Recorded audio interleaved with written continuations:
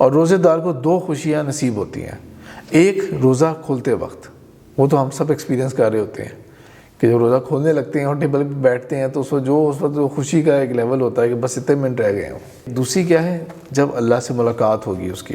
یہ ایسے ہی ہے کہ جیسے فار ایگزامپل ایک بندہ ہے، وہ ایک کمپنی کے اندر امپلائی ہے، جو آپ کا باس ہے وہ کچھ عرصے کے لیے کہیں جا رہا ہے، وہ آپ کو کوئی کام ڈیزگنیٹ کر کے چلا جاتا ہے کہ ٹھیک ہے یہ کام ہے، ان کا نظر رکھنا اس چیز کے اوپر. ویسے بھی آپ ایفرٹ کرتے تھے، لیکن اب آپ نے بہت ڈیلیجنٹلی محنت کی، بہت زیادہ آپ نے ایفرٹ کی، ایک بہت زیادہ کہتے ہیں نا ایک ایکسٹرا مائلز آپ نے کور کیے جسٹ ٹو میک شیور کہ وہ ہر کام جو ہے نا وہ پرفیکشن کے لیول کے اوپر ہو، کہیں کوئی کمی کوتاہی نہ رہ جائے. وہ جو اس وقت ایک خوشی ہو رہی ہوگی نا بندے کو اس وقت کہ وہ باس آئے گا اور آ کے وہ مجھے اس بات کے اوپر شاباش دے گا.